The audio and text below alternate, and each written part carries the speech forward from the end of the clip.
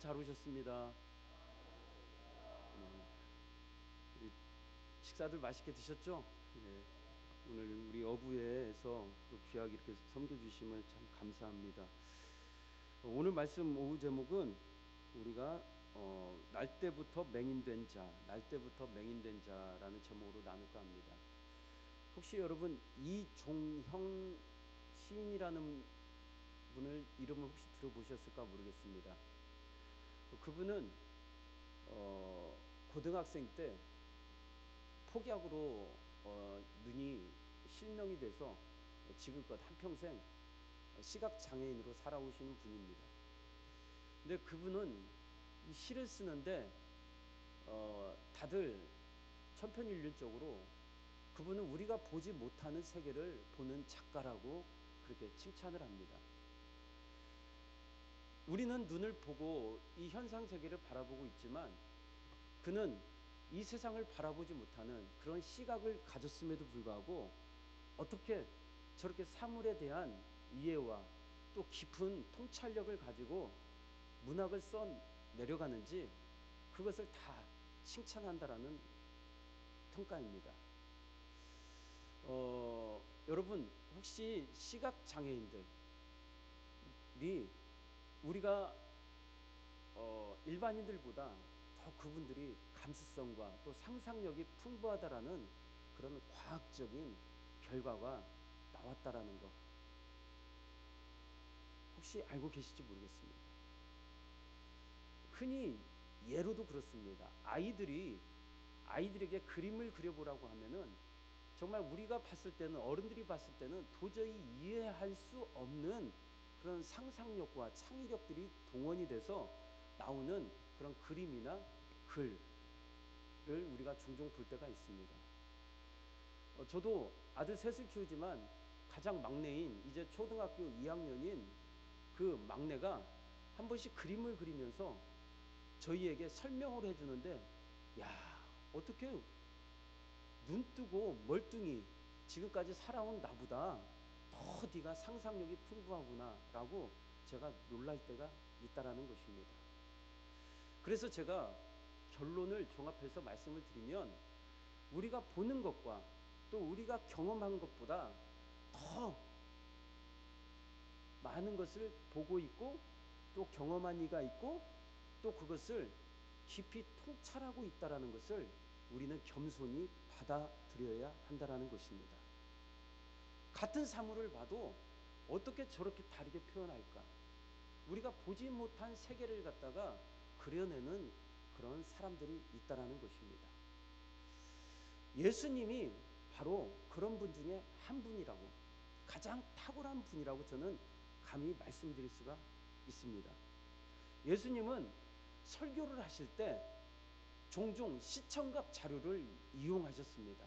요즘 말로 말하는 이렇게 영상, PPT 또는 우리가 생활 중에서 가지고 보고 또 만지는 것들을 종종 이용하면서 설교를 하셨습니다. 그리고 예수님은 또 병든 자, 장애우를 종종 비유하면서 또 치료하시면서 설교할 때가 있습니다. 대표적인 얘기로 안진뱅이, 중풍병자, 그리고 오늘 나오는 소경, 맹인된 자 이런 사람들을 치료해 주시고 만져주시면서 예수님은 우리가 보고 있지만 보지 못하는 세계를 설명해 주는 그러한 종종 사역을 하셨다라는 것입니다. 여러분 예수님은 이런 병자들을 치료하고 그리고 눈에 보이는 현상 세계를 기적을 일으킬 때 우리에게 강조하고 싶었던 것은 보이는 것이 전부가 아니다라는 것입니다. 깊은 통찰력과 영적인 눈으로 이 사건을 바라보고 그리고 이 사건을 통하여 주시는 메시지를 우리에게 깨우쳐 주시고자 했던 것이고 또 우리 또한 그러한 메시지를 깨달아 알아가라고 우리에게 그렇게 말씀하셨다라는 것을 여러분들이 믿으시기 바랍니다. 자, 오늘 그러면은 이 맹인된 자, 우리가 흔히 예수님께서 이렇게 진흙을 이겨서 침을 개어 진흙을 개어서 반죽을 해서 눈에 딱 붙여줬는데 그 맹인된 자가 그 진흙이 떨어질까봐 그 진흙을 꼭 손으로 잡고 빨리 후다닥 예수님이 말씀하시는 실로암 뭇가로 가서 눈을 씻었더니 나았다. 우리도 이렇게 순종하며 말도 안 되는 상황이 일어날지라도 주님 말씀 붙들고 순종해서 그렇게 우리가 살아가면 우리 또한 그런 기적의 주인공이 될 수도 있다라고 설명하는 종종 여러분들이 메시지를 들으셨겠지만 오늘은 그 내용하고는 전혀 여러분들이 상관이 없고 정말 우리가 보지 못했던 우리가 느끼지 못했던 오늘 그 예수님의 우리에게 말씀하시는 영적인 메시지를 여러분들이 잘 붙잡으시길 주님의 이름으로 축복합니다. 자, 그러면 요한복음 한번 9장 1절을 보면서 과연 이 사건이 주시는 우리에게 메시지, 교훈이 뭔지 우리 한 구절씩 나누도록 하겠습니다. 9장 1절과 2절입니다. 시작.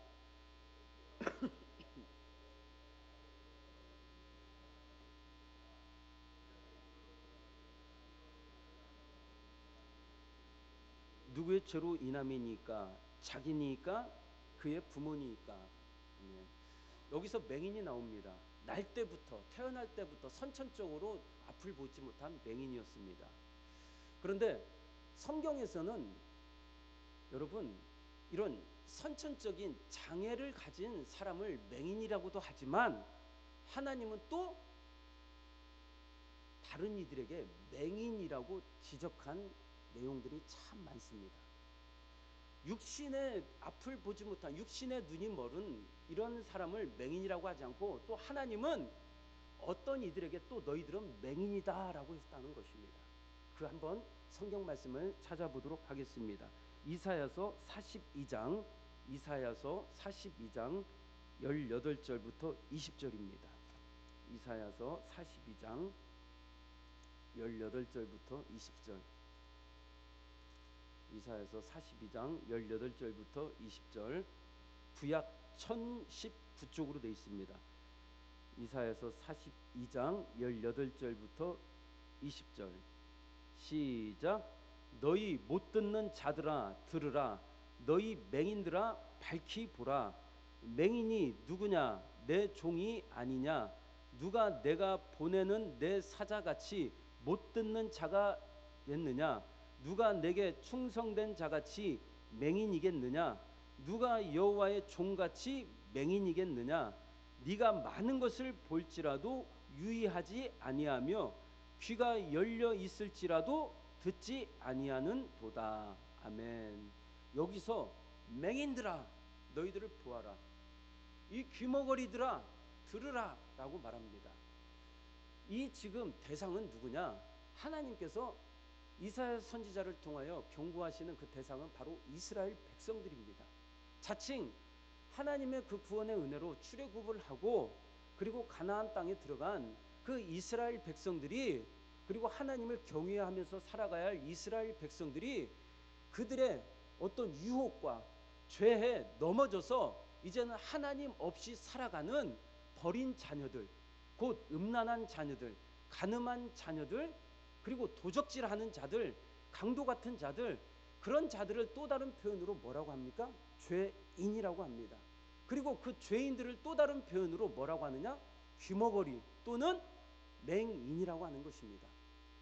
다시 말하면 온전히 주님을 인식하고 아버지를 인식하고 아버지를 바라보면서 살아가야 할 그들이 이제는 아버지를 보지 않고 세상 것을 향하여 그렇게 시선을 돌려 살아가는 죄인들, 그러한 죄인들을 하나님께서는 총칭하는 말이 바로 너희들은 이제 헛것을 바라보고 진리를 바라보지 못하는 눈먼 자들과 같다. 곧 맹인이라고 지적을 하는 것입니다. 죄인들, 맹인, 불순종한 하나님의 자녀들, 떠난 자들, 버린 자들, 심판받을 자들, 그러한 자들을 다 하나같이 표현해서 말씀하시는 게 맹인이라는 것입니다. 오늘 바로 우리가 하나님의 은혜로 거듭나기 전에, 구원받기 전에 그 죄인된 상태를 하나님은 맹인이라고 하는 것입니다. 그런 날 때부터 맹인된 자, 날 때부터 죄인인 자, 날 때부터 아버지를 몰라보고 살아간 자, 그러한 자에게 오늘 예수님이 찾아오시는 것입니다. 요한복음 9장 2절을 한번 보겠습니다. 요한복음 9장 2절 다시 한번 보겠습니다. 요한복음 9장 2절 시작. 제자들이 물어 이르되 랍비여, 이 사람이 맹인으로 난 것이 누구의 죄로 인함이니까? 자기니까 그의 부모니까? 여기서 보면은 사람들은요, 그 죄의 현상을, 그 죄의 근원을 자기들에게 찾지 않고 사람에게서 찾습니다. 이거 같이 참 더 무서운 죄인도 없어요. 본인이 그 죄를 알고 있음에도 불구하고 그 죄를 남한테서 그 원인을 찾아내려고 합니다. 아담이 그랬습니다. 아담은 그 죄의 결과를 누구에게 탓합니까? 하와가 먹으라고 해서 자기의 가장 사랑하는 한 몸을 이룬 여인에게 그 죄를 핑계를 대기 시작합니다. 내가 죄자 때문에 하나님 넘어진 겁니다. 아니죠. 아니죠. 그건 핑계에 불과합니다. 자기 그 마음이 있었으니까 그 죄를 범한 것이고, 그리고 그 죄가 폭로될까봐 그것을 사람에게 더 씌우는 것입니다. 우리 인간의 죄성이 바로 그렇습니다. 우리가 뉴스를 보거나 어떤 드라마를 봐도 그 사람의 그 죄의 원인을 자기에게서 찾아내지 않고 꼭 내가 누구 때문에, 저 인간 때문에 어쩔 수 없이 내가 그렇게 할 수밖에 없었습니다. 이게 인간이죠. 우리 한번 이렇게 가슴에 손을 대고 이렇게 고백하겠습니다. 모든 것은 내가 문제입니다.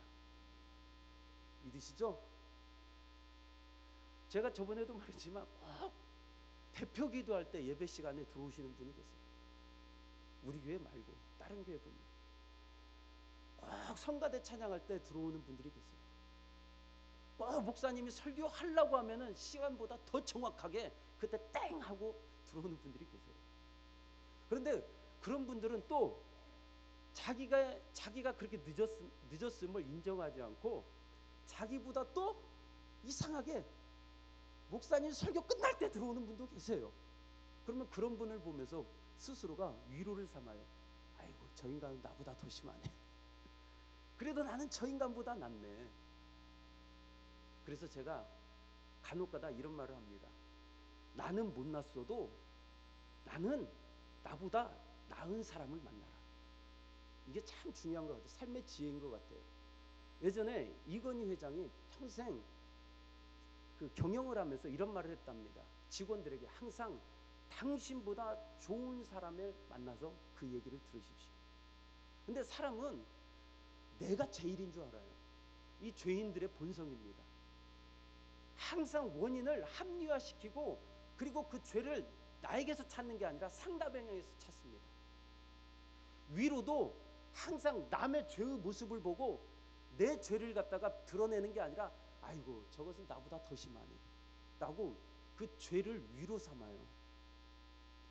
여러분, 우리는 항상 나보다 나은 사람을 꼭 여러분들이 만나시고 얘기를 듣기를 원하고, 또 그런 사람들과 교제하십시오. 사람이라는 게 항상 위에서 군림하고 싶어하는 본능이 있어요. 그래서 나보다 높은 사람을 만나면은 굉장히 사람은 불편해하고, 나보다 똑똑한 사람을 만나면은 그 사람을 시기합니다. 사람은 그런 본능이 있어요. 근데 여러분, 그런 마음 다 버리셔야 합니다. 마음 버리시고 나보다 더 나은 사람을 만나서 그분의 얘기를 들으면서, 그런 사람의 얘기를 들으면서 사유하시고, 그리고 탐구하시고, 그리고 삶 속에 적용을 시키십시오. 그래야 우리는 성장하게 됩니다. 아멘? 아멘? 똑같은 사람, 아니 나보다 못한 사람하고 어울리고 그런 사람 만나봐야 도움될 거 하나도 없어요. 정말이에요. 어디 경로당을 가시고 반상회를 나가시더라도 여러분 꼭 여러분들보다, 우리보다 나은 사람을 만나셔야 돼요. 그리고 성도는 최고의 스승이신 예수님을 여러분들 꼭 사귐을 노력하십시오. 아멘? 말씀의 사귐을 여러분 노력하십시오. 아무튼 오늘 그 아담은 자기의 죄를 자기에게서 찾아내지 않고 남에게서 찾아내려고 합니다. 그리고 오늘 이 랍비들도, 아니 유대인들도, 그리고 종교 지도자들도 이 날 때부터 맹인된 자의 그 죄의 원인을 남에게서 찾아냅니다. 혹시 저 부모의 저주로 말미암아 이 아들, 이 사람이 맹인이 된 것이 아닙니까? 그러면서 유행한 책이 있어요. 혹시 여러분 들어보셨나요? 가게에 흐르는 저주를 끊으라 라는 이런 말도 안 되는 정말 말씀을 왜곡해서 책을 많이 팔아먹은 그런 참 안타까운 사람들이 있습니다. 그분들은 대표적인 말씀으로 출애굽기 20장 5절 말씀을 적용해서 이렇게 해석을 했어요. 나를 미워하는 자의 죄를 갚되 아비로부터 아들에게로 3, 4대까지 이르게 하거니와, 그러면서 그 죄의 저주가 흐른다라는 거죠. 아버지가 죄를 지었으니까 그 아들 또한 그 죄의 저주를 가지고 태어났다라는 거예요. 죄의 유전을 말합니다. 물론 여러분, 그러면은 뒤집어서 생각해 봅시다. 그러한 집안은 절대 구원을 못 받습니까? 아니죠. 반대로 뒤집어서 아버지가 장로고 엄마가 권사하면은 그 다음 아들은 무조건 천국행 티켓을 딴 것입니까? 아니잖아요. 아니잖아요. 여러분, 죄의 원인은 바로 아담 이후로 말미암아, 아담의 그 원죄로 말미암아 우리는 이미 하나님과 관계가 단절된 그런 저주가 우리에게는 임했습니다. 그리고 우리는 또 그 본죄의 죄의 현상들을 가지고 우리는 또 살아갑니다. 고범죄든 자범죄든 여러 가지 우리는 죄를 범하면서 살아갑니다. 그래서 이 끊을 수 없는 죄의 저주를 끊기 위하여 누가 오셨습니까? 예수님이 오신 것입니다. 그 가게에 흐르는 저주를 내가 끊는 게 아니에요. 우리 조상, 우리 할아버지가 끊는 게 아니에요. 누가 필요합니까? 예수님이 필요하신 것입니다. 믿으십니까? 아버지가 구원받았다고 내가 구원받는 게 아니에요.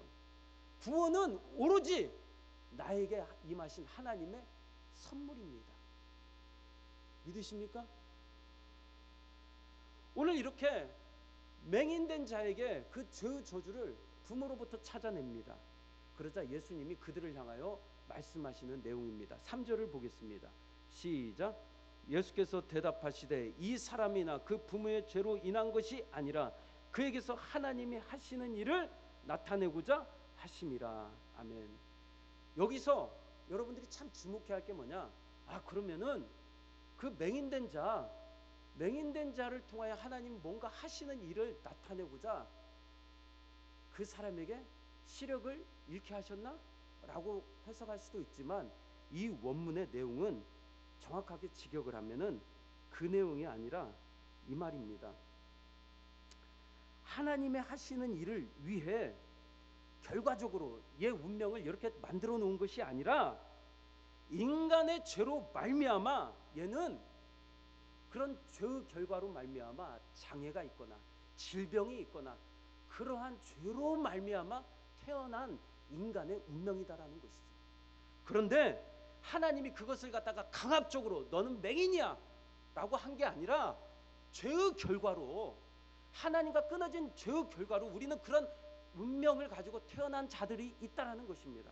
그런데 중요한 것은 하나님은 그러한 죄의 결과로 태어난 운명조차도 하나님은 그 영혼을 축복의 인생으로 바꿀 수도 있다라는 것입니다. 할렐루야. 여러분, 혹시 세월호 참사를 보셨죠? 그걸 보면서 어떤 분이 망언을 퍼뜨렸어요. 강단에서 하나님이 하신 일이래요. 하나님이 그 영혼들을, 그렇게 어린 영혼들을 300명이 넘는 그 영혼들을 갖다가 수장시켜 버렸대요. 하나님의 뜻이다라는 겁니다. 여러분, 우리가 어떻게 그 남의 고통을 하나님의 뜻이라고, 이건 분명히 하나님의 뜻이라고 하나님의 말씀으로 우리가 그것을 갖다가 가르친다는 것은 저는 그것은 바람직하지 않다고 생각합니다. 하나님의 뜻이다 라고 우리가 단정 지을 수가 없어요.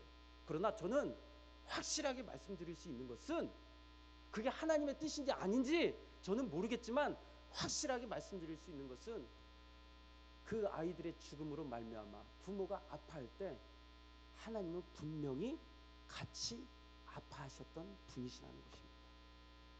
저는 이렇게 확신드리고 싶어요. 이해가 되십니까, 제 말이? 어줍지 않게 남편을 잃은, 아내를 잃은, 자녀를 잃은 장례식장 가서 우리가 이런 말을 위로합니다. 하나님의 뜻일 거예요. 하나님이 사랑하셔서 데려가셨어요. 실제로 그런 분들의 간증을 들었을 때 그 당사자가 이런 말을 했다며, 속으로 죽여버리고 싶었대요.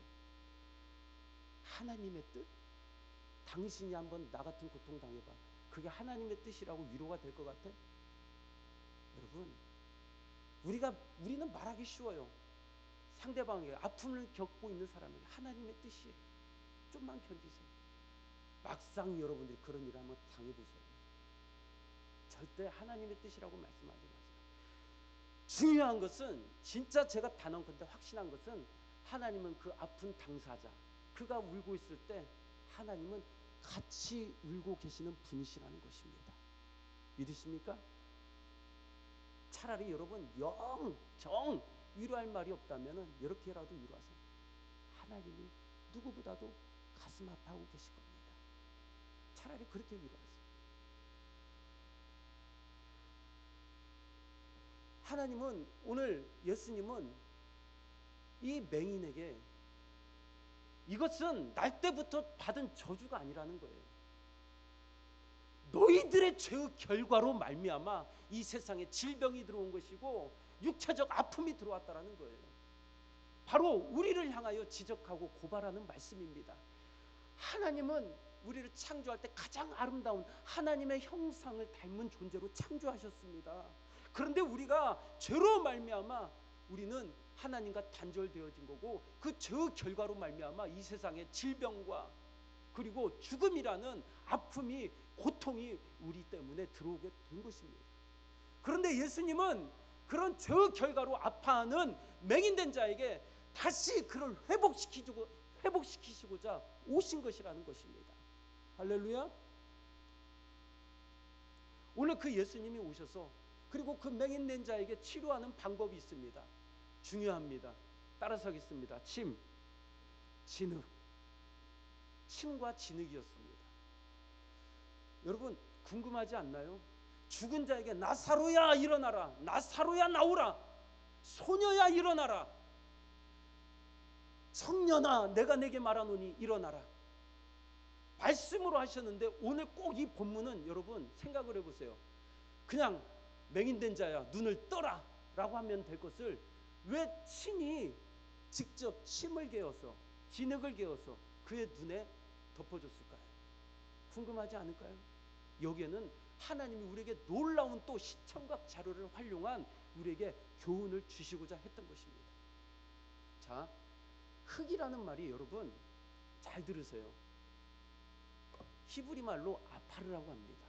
근데 먼지입니다. 근데 이 말이 더 원론적으로 얘기하면은, 따라서 하겠습니다. 거름더미. 우리 인간이 죽으면 분해가 됩니다. 그리고 뭐가 됩니까? 거름이 됩니다. 그래서 하나님께서는 사람을 창조할 때 흙으로 창조했다고 했는데, 그 흙이라는 아파르가 사실 거름입니다. 우리가 알고 보면 정체가요, 여러분, 냄새가 풀풀 나고 아무 쓸모도 없는 거름이라는 것입니다. 그것을 흙이라고 합니다. 그런데 하나님이 그 흙에다가 생기를 토닥토닥 직접 말로 창조하지 않았어요. 모든 것은 다 말씀으로 창조했지만, 사람만큼은 친히 자기 손을 활용해서 그 흙을 모아서 토닥토닥 다듬으면서 가장 아름다운 작품으로 만들었는 게 바로 우리라는 것입니다. 여러분들이라는 것입니다. 그런데 거기에 하나님이 생기를 불어넣습니다. 곧 입에서 나오는 호흡을 말합니다. 그러자 우리가 뭐가 되었습니까? 산자, 그리고 산 자를 넘어서 숨 쉬는 자를 넘어서 하나님과 교제할 수 있는 가장 아름다운 신통력 있는 존재가 되었다라는 것입니다. 여러분, 오늘 예수님이 자기 침을 뱉어서 그리고 진흙에 갭니다. 이것은 무엇을 말합니까? 창세기 1장에 다시 말하는 우리 인간의 재창조를 말씀하시는 것입니다. 우리는 그렇게 거름인 주제에 하나님의 손으로 말미암아 그리고 하나님의 사랑으로 말미암아 가장 아름다운 작품이 되었는데 하나님과의 관계가 끊어져 버린 타락한 존재가 되었습니다. 그걸 바로 죄인이라고 했죠. 맹인이라고 했죠. 눈은 뜨고 있지만 이제 하나님을 볼 수 없는 눈먼 자가 되었다라는 것입니다. 그런데 하나님이 다시 우리에게 오셔서, 죄인된 우리에게 오셔서 우리를 다시 재창조하시는 것입니다. 할렐루야. 여러분, 구원이라는 게 뭔지 아십니까? 구원의 끝은 영화라고 합니다. 그 영화가 뭔지 아십니까? 하나님을 볼 수 있는 자리, 그 자리를 영화라고 합니다. 가장 영광스러운 자리. 우리는 그때 하나님을 보게 됩니다. 지금은 못 봐요. 왜? 우리는 눈먼 자입니다. 이 죄로 말미암아 거룩하신 하나님을 볼 수가 없어요. 그런데 이제 우리는 하나님 나라에 가면은 여러분들을 창조하신 하나님을 보게 될 것입니다. 누구의 은혜로? 죄로 말미암아 죽어야 할 우리를 다시 재창조하신 예수 그리스도의 은혜로. 할렐루야. 그게 바로 오늘 이 기적을 말하고 있는 것입니다. 그런데 이 눈먼 자에게 실로암으로 내려가서 너 눈을 씻으라라고 합니다. 여러분, 또 이것은 무엇을 말할까요? 실로암이라는 물이 지질학적으로 예루살렘 성전에서 가장 흐르고 흘러서 내려간 낮은 곳에 고여 있는 물을 말합니다. 그런데 거기 내려가서 씻으래요. 그런데 그 실로암이라는 뜻이 뭐라고 했습니까? 따라서 하겠습니다. 보냄을 받은 자. 여러분, 이게 무슨 말일까요? 그 낮은 곳에 보냄을 받았어요. 누가? 예수님이. 우리 25일 날은 이번 주 수요일 날 우리가 성탄 감사 예배를 드립니다. 맞죠? 성탄절이 무슨 날입니까? 실로암, 곧 높은 곳에서, 가장 영광스러운 높은 곳에서 낮은 곳으로 보냄을 받은 예수 그리스도의 탄생을 감사하는 날입니다. 실로암 예수님을 우리가 감사하는 날입니다. 그분은 높은 곳에서 낮은 곳으로 친히 하나님께서 보내버리셨어요. 그리고 그분 때문에 눈먼 우리가 다시 하나님의 영광을 보게 되는, 눈이 떠지는 개 안의 은혜를 누리게 된 것입니다. 우리는 하나님의 영광을 볼 수 없었지만 이제 그분 때문에 하나님을 보게 되었고, 우리는 하나님의 나라를 볼 수 없었지만 그분 때문에 하나님의 나라에 대한 소망을 갖게 된 자들이라는 것입니다. 그 예수님이 이 땅에 오신 날이 성탄입니다. 여러분, 그러면 한번 여러분들에게 묻겠습니다. 성탄절은 축하해야 할 날입니까? 감사해야 할 날입니까? 여러분, 성탄절은 축하해야 할 날이에요? 감사해야 할 날이에요? 다시, 축하합니까? 감사합니까? 혹시라도 성탄절날 여러분 집에서 자녀들하고 케이크 갖다 놓고 우리 예수님의 탄생을 축하하자 하면서 해피 버스데이 투 유 하지 마세요. 그건 바른 교육이 아니에요. 바른 신앙 교육이 아니에요. 여러분, 한번 입장을 바꿔 생각해 보세요. 여러분들 자녀가 있습니다. 근데 이 자녀가 태어날 때부터 다운 증후군입니다. 아니면은 육체적 질병이든, 근데 그 질병을 가지고 태어났는데 시한부 인생이에요. 병원에서 딱 진단하기를 이 아들은 앞으로 5년밖에 못 삽니다. 그러면 여러분, 이 아이가 태어난 그 죽음의 날을 여러분들은 알고 이 아이를 키울 때 마음이 하루하루가 찢어질 겁니다. 제 말이 맞아요, 틀려요? 남들에게는 1살, 2살 먹은 게 축하할 수도 있겠지만 이 아이가 1살, 2살 먹을 때마다 여러분들의 가슴은 찢어질 거라는 것입니다. 하나님이 바로 그러신 거예요. 이 아들을 보낼 때 33년이라는 시한부 인생을 정하고 이 땅에 보내셨어요. 우리는 그 예수님 오셨을 때 멋모르고 마냥 축하해야 할 일이 아니라는 것입니다. 하나님 마음을 아신다면 1살, 2살, 3살 먹을 때마다 그 성부 하나님은 우리 아들이 죽을 날이 가까워지는구나 라고 가슴을 찢으면서 아파하셨을 것입니다. 그런데 왜 아들을 죽이셔야 했습니까? 바로 우리 때문에 그런 것입니다. 우리 때문에 하나님은 예수님을 33년간만 살게 하시고 이 땅에서 살게 하시고 십자가에서 가장 저주의 죽음을 당하실 거라고 하나님은 그렇게 정하셨어요. 그런데 우리는 그 예수님이 오신 날을 마냥 축하해야 합니까? 아니죠. 자기 아들을 이 땅에 보내시기까지 하나님의 마음은 얼마나 아프셨을까. 그 죽음이라는 운명을 가지고 이 땅에 아들을 보내셨을 때 아버지의 마음은 얼마나 찢어졌을까 라고 여러분들이 하나님의 마음을 꼭 헤아리시길 주님의 이름으로 축복합니다. 그게 바로 성탄절의 의미입니다. 어디 도시에 가면은 막 트리탑을 쌓아가지고 막 기쁘다고 죽으셨네. 뭐가 기뻐요? 뭐가? 정말로 여러분들이 영적인 눈으로 바라본다면 기쁘다고 죽으셨네가 아닙니다. 슬프다. 너무나도 슬프다. 나를 위해 오신 예수님 감사합니다. 진정한 그러한 고백이 주님의 이름으로 축복합니다. 아멘. 여러분 이제 말씀을 정리하도록 하겠습니다. 9장은 오늘 여러분들이 보았던 9장은 8장하고 연결이 되어 있다고 했어요. 제가 지지난주였습니다. 아니 가늠한 여인이 나왔죠. 8장에 보면 가늠한 여인이 나왔습니다. 그리고 그 가늠한 여인에게 예수님이 뭐라고 했습니까? 이제는 네가 죄를 범하지 말라. 그 말은 곧 뭐라고 했어요? 네가 있어야 할 영광의 자리로 돌아가라. 네가 있어야 할 그 죄 없는 자리로 돌아가라 라고 그 가늠한 여인을 예수님은 보내셨습니다. 그런데 그 여자는 갈 곳이 없습니다. 아니 갈 수가 없습니다. 왜? 자기 스스로는 그 거룩한 자리에 갈 수가 없는 것이라는 것을 알고 있기 때문입니다. 우리는 예수님이 더 이상 택주야 죄 짓지 말고 내가 용서해 줄 테니까 너도 이제 돌아가. 그러나 하나님 예수님 내가 가야 할 곳은 내 스스로가 그 거룩한 자리로는 갈 수가 없습니다. 그 구원의 자리는 내가 갈 수 없는 자리입니다.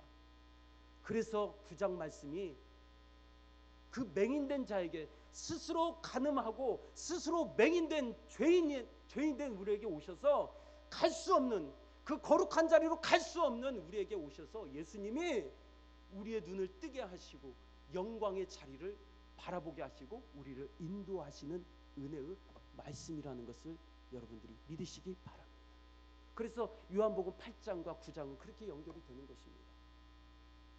우리는 날마다 죄와 동조하고 죄의 공범자로 살아가는데 그럼에도 불구하고 우리는 죄 없이 이제 하나님의 은혜로 죄사함을 받고 살아가야지만 그리고 죄와 더 싸우면서 살아가야지만 우리 그 거룩한 싸움은 우리가 할 수 없다라는 거죠.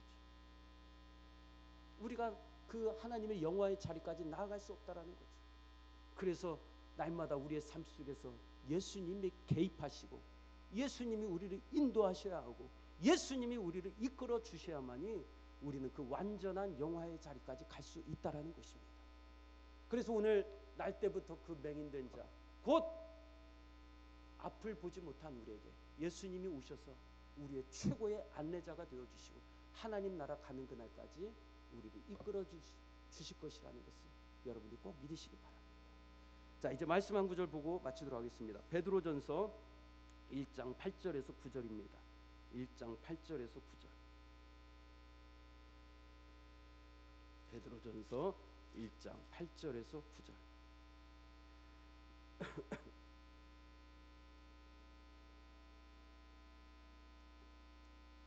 1장 8절에서 9절. 1장 8절에서 9절. 신약 377쪽으로 되어 있습니다. 1장 8절에서 9절 시작. 이제도 보지 못하나 믿고 말할 수 없는 영광스러운 즐거움으로 기뻐하니 믿음의 결국 곧 영혼의 구원을 받으리라. 아멘. 여러분, 우리는 예수를 보지 못했던 자였습니다. 우리는 하나님 나라를 가보지 않고 우리는 죽음의 자리로 우리는 하루, 이틀, 3을 계수하면서 죽음의 심판을 기다리고 있던 자였습니다. 그런데 하나님이 우리에게 죽었던 우리에게 죽어야 할 우리에게 앞을 보지 못한 맹인된 우리에게 하나님은 예수 그리스도를 보내셔서 죽은 우리를 눈뜨게 하시고, 그리고 하나님의 나라를 바라보고 예수 그리스도를 보고 믿고 따라갈 수 있도록 믿음을 우리에게 주셨습니다. 여러분, 이제 우리는 이 눈을 들어 이 육신의 눈으로 이 세상을 바라보지 말고 이 종형 시인처럼 남들이 보지 못하는 시선을 가지고 여러분들이 살아가셔야 합니다. 정말로 이 세상에 많은 일들이 일어나고 있지만 보이는 것이 전부가 아닙니다. 얼마나 아직도 영적인 일들이 많이 일어나고 있습니까? 그리고 우리 주변에서도 우리는 그것을 볼 수가 있습니다. 여러분, 하늘의 영광이 이곳에 임했다라는 것을 믿으십니까? 그것을 어떻게 증명합니까? 저는 증명할 수가 있습니다. 여러분, 혹시 옆에 있는 성도들 보면 기분 좋습니까? 표정이 보니까 별로 안 좋으신 것 같아요. 기분이 나쁩니까? 아니죠? 한번 우리 앞뒤자고 이렇게 한번 인사해 보겠습니다. 너무나 좋아요. 시작. 별로 표정은 너무나 싫어요 같아요. 다시 너무나 좋습니다. 시작. 네. 여러분, 이 마음이 하나님의 영광이 임했다라는 증거입니다. 여러분, 앞에 있는 트리, 이 화분, 그리고 이런 찬양하면서 사운드, 여러분들이 보고 느끼고 만지는 모든 것을 통해서 여러분들은 감사하고 그 안에 은혜가 있습니까? 오늘 오리 주물럭 드실 때도 은혜가 있었어요, 없었어요? 있었습니까? 그게 바로 영광이 임했다라는 증거입니다. 영광은 막 우리가 눈이 부셔서 막 이 조명보다도 밝은 그 빛이 임한 것을 영광이라고 하지 않습니다. 영광은 뭐냐? 내 안에 내 죄인된 내가 느껴야 할 감정들은 사라지고 내 안에 기쁨과 감사와 은혜가 충만한 상태, 그것을 영광이 임했다라고 하는 것입니다. 여러분들이 이 왕성교회 본당 안에 앉았을 때 그러한 영광이 임하는 자들이 되게 주님의 이름으로 축복합니다. 직장과 가정과 누구를 만나더라도 거기서 여러분들의 인간적인 감정이 아니라 생전 느껴보지 못한 같은 곳을 바라보고 있지만 나는 다른 눈으로 보여지게 되고 다른 사랑으로 느껴지게 되고 다른 감정으로 그 사람에게 보여지게 되는 그러한 하늘의 영광이 임하는 삶이 되길 주님의 이름으로 축복합니다. 우리 한번 찬양할까요? 내는 주의 영광을 보내.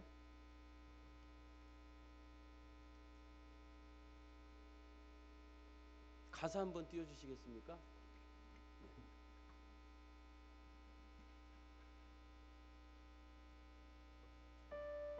우리는 이제 하나님의 영광을 보는 눈을 갖게 되었습니다.